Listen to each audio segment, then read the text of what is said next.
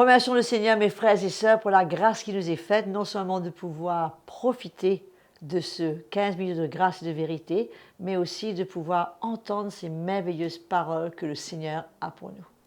Aujourd'hui, je vous ai réservé un très beau cantique qui date aussi de très longtemps, qui dit « Alléluia, Alléluia, Alléluia, le Seigneur règne » ou « le Seigneur Tout-Puissant règne ». Donc sans plus tarder, louons le Seigneur ensemble. Alléluia, Alléluia, Alléluia, le Seigneur règne. Alléluia, Alléluia, Alléluia, le Seigneur Tout-Puissant règne. Il a montré sa puissance et triomphé avec force. Il est vainqueur sur les ténèbres et la mort. Il a brisé toutes les chaînes, libéré les prisonniers. Par sa grâce, nous sommes sauvés. Ensemble, Alléluia, Alléluia, Alléluia, le Seigneur règne. Alléluia, Alléluia, Alléluia, le Seigneur Tout-Puissant règne. Le Seigneur Tout-Puissant règne. Alléluia. N'est-ce pas merveilleux de savoir, mes frères et sœurs, que malgré toutes les situations que nous pouvons traverser, malgré tout ce que le monde peut traverser, de savoir que le Seigneur, il règne. Donc, sans plus tarder, nous accueillons le pasteur Mickey Hardy qui va nous partager toujours sur ces déclarations de Jésus. Et je vous invite à ouvrir vos cœurs tout grands, car il n'y a rien de plus important que d'écouter et vraiment d'ouvrir nos cœurs pour entendre ce que le Seigneur lui-même a dit et nous a laissé comme promesse et comme déclaration sur cette terre. Que le Seigneur vous bénisse et nous l'accueillons sans plus tarder. Bonjour à tous, très chers frères et sœurs. Quelle joie, encore une fois, d'être avec vous et de partager l'évangile de Jésus-Christ, la parole de Dieu, la vérité, notre nourriture spirituelle. Amen. Merci Audrey pour ce chant encore. Nous te remercions et nous bénissons le Seigneur de pouvoir louer le Seigneur quelques minutes avant d'entendre l'Évangile. Je vous rappelle notre programme de 15 minutes de grâce et de vérité que nous continuons avec les déclarations de Jésus. Très important aujourd'hui d'écouter les paroles de Jésus et de les mettre en pratique, comme l'apôtre Jacques nous dit. On écoute la parole et on met en pratique la parole de Dieu. Amen. On ne fait pas comme ceux qui écoutent et qui n'écoutent point, et qui n'arrivent pas à obéir par la suite. Ok, aujourd'hui nous lisons dans l'évangile de Luc au chapitre 23, et nous allons lire un petit verset, c'est le verset 34. Amen. Suspendu à la croix, dans ses souffrances, avec tous ceux qui l'ont cloué, que ce soit les soldats romains, que ce soit les Juifs qui l'ont cloué à la croix, qui ont voulu sa mort. Et c'est dans cet état que Jésus dit au verset 34, « Père, pardonne-leur, car ils ne savent ce qu'ils font. » Il se partageait à ses vêtements en tirant au sort. Alléluia. Quel cœur, quelle parole puissante qui démontre le cœur de Dieu, qui démontre combien Jésus, arrivé au bout de sa mission, ne pouvait pas fauter. Et c'est à ce moment, avant sa mort, dans pleine souffrance qu'il dit « Père, pardonne-leur, pardonne-leur. Ils ne savent pas ce qu'ils font. » Et c'est vrai, ils ne savaient pas ce qu'ils faisaient. Ils ne savaient pas que tout cela était dans le plan. Eux, c'était animés d'une haine qu'ils avaient cloué Christ à la croix. Animés de colère, de rage, qu'ils avaient cloué Christ à la croix. Ils ne savaient pas ce qu'ils faisaient. Mais Jésus, avec un cœur qui pardonne, qui relâche, qui n'en veut pas. Et c'est clair qu'il n'en veut pas à aucun d'entre eux, parce qu'il dit, ils ne savent pas ce qu'ils font. Mais Jésus, lui, savait exactement la raison pour laquelle il souffrait. Et comme j'ai dit tout à l'heure, il arrivait à la fin de ses souffrances. C'était à quelques minutes de sa mort. Du profond de son cœur. Cela ne venait pas simplement des paroles de sa bouche. Ce n'était pas un principe, mais du fond de son cœur. Jésus s'adresse à son Père en disant « Père, pardonne-leur.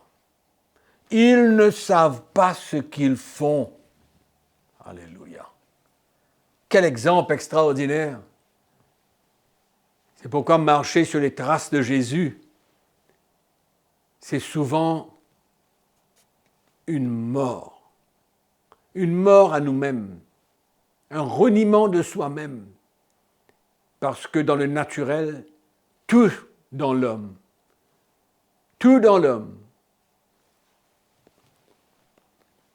pouvait avoir de la haine, la rancune, le non-pardon, en vouloir à tous ces soldats. Mais quel exemple extraordinaire! Et nous sommes encouragés ce matin de savoir que le Seigneur nous appelle à réagir de la même manière et de ne pas laisser la chair prendre le dessus, le naturel, le vieil homme, comme Paul parle dans ses épîtres. Mais faites mourir le vieil homme. Donc, voilà notre parcours. Quelle grâce qu'un chrétien aujourd'hui, au travers des persécutions, l'opposition, qu'importe quoi, il peut, par la grâce de Dieu, il peut, en prenant sa croix, relâcher, pardonner, ne pas en vouloir à personne. Il y a une histoire dans le livre des Actes des Apôtres, au chapitre 7, qui parle d'Étienne. Étienne, qui prêchait la parole de Dieu. Et il avait dit des paroles dures que les Juifs avaient la difficulté d'entendre, d'accepter. Il disait, « Homme au cou raide » de verset 51, « Incirconcis de cœur et d'oreille, vous vous opposez toujours au Saint-Esprit. Ce que vos pères ont été, vous l'êtes aussi. Lequel des prophètes vos pères n'ont-ils pas persécuté ?» Et au verset 54, la parole de Dieu nous dit, en entendant ces paroles, ils étaient furieux dans leur cœur et ils grinçaient des dents contre lui. Mais Étienne, rempli du Saint-Esprit, voilà, rempli du Saint-Esprit, ressentait dans son cœur la direction du Saint-Esprit. Et fixant les regards vers le ciel, vit la gloire de Dieu et Jésus debout à la droite de Dieu. Et il dit, « Voici, je vois les cieux ouverts et le Fils de l'homme debout à la droite de Dieu. » Il poussait alors de grands cris, en se bouchant les oreilles, et ils se précipitaient à tous ensemble sur lui. le traînèrent hors de la ville et le lapidèrent. Les témoins déposèrent leurs vêtements aux pieds d'un jeune homme nommé Saul, Saul de Tarse, Paul. Et ils lapidèrent Étienne. Ils le lapidaient. Qui lui, Étienne, priait et disait, « Seigneur Jésus, reçois mon esprit. » Puis s'étant mis à genoux dans la souffrance, en train d'être lapidé, tué, il s'écria d'une voix forte, « Seigneur, ne leur impute pas ce péché. » Et après ces paroles, il s'endormit.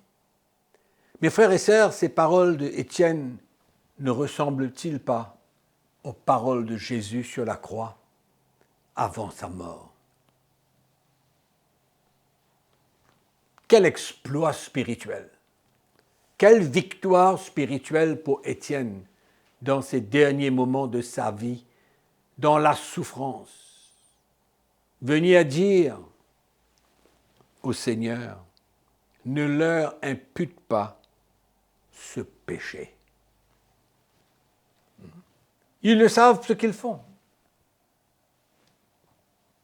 Ils croyaient bien faire. Mais Étienne ne voulait pas garder quoi que ce soit sur son cœur pour faire face à la mort. Son cœur ne s'est pas endurci. Il n'a pas en voulu à tous ces Juifs. Il n'a pas voulu laisser son cœur se gâter. Mais il a préféré pardonner, relâcher et faire face à la mort avec un cœur clair. Il s'est identifié à Christ. Il s'est identifié à ses souffrances. Il a préféré ne pas se soumettre à la chair et revendiquer quoi que ce soit. Mais il a pris sa croix. Et on peut voir que Étienne n'était pas un chrétien superficiel. Non seulement il annonçait l'Évangile, mais il comprenait ce que c'était que de prendre sa croix et de suivre Jésus. Comprenez le prix qu'il fallait payer. Et dans ces moments, comme beaucoup de chrétiens du reste qui sont persécutés dans beaucoup de pays pour leur foi en Jésus-Christ, qui périrent, qui furent tués. Et je suis sûr, avec un cœur, non pas de haine, mais un cœur qui relâchait, qui pardonnait. Quel exemple de suivre les traces, non seulement de Jésus, mais des hommes qui ont persévéré dans la foi et qui ont accepté la persécution avec un cœur qui est clair. Peut-être que vous êtes persécuté, peut-être que vous passez par des moments durs. N'en voulez à personne. Ni à votre mari, ni à votre femme, ni à personne. Gardez votre cœur pur. Le Seigneur vous donnera la victoire. Mais de garder un cœur tordu, haineux, ne vaut pas la peine. Sur ce, mes très chers frères et sœurs, je prie que le Seigneur nous aide à marcher sur les traces de Jésus et de pouvoir pardonner en toute occasion. Le pardon revient souvent en ce moment. Et je prie que le Seigneur nous accorde la grâce tous de pouvoir pardonner et continuer notre chemin. Merci à tous et à la prochaine fois. Quel exemple merveilleux que le Seigneur nous a laissé. Et nous sommes appelés, mes frères et sœurs, à marcher sur ses traces. Je sais, c'est quand même un grand challenge qui est devant nous, mais le Seigneur est là pour nous aider par sa grâce et son Saint-Esprit est là pour ouvrir dans nos cœurs. Donc je vous encourage à ne pas lâcher les bras, à ne pas perdre confiance, à ne pas voir que la barre est trop haute. Non, c'est le Seigneur qui va agir en nous et qui va nous emmener à le ressembler de plus en plus. Et une des clés, comme nous avons entendu, c'est la grâce de pouvoir pardonner. Mes frères et sœurs, si vous êtes nouveaux à ce programme et que vous ne l'avez pas encore fait, je vous encourage à vous abonner à notre page CITAMA YouTube et surtout à cliquer sur la cloche afin de recevoir toutes les notifications. Continuez à nous écrire, à partager vos problèmes, vos victoires, vos luttes et pourquoi pas vos témoignages. Nous vous encourageons à parler de ce programme, à partager, à le liker, à faire connaître ce programme à un maximum de gens afin qu'eux aussi ils puissent être bénis.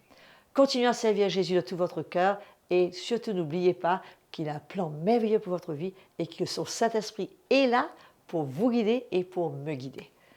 Que le Seigneur vous bénisse.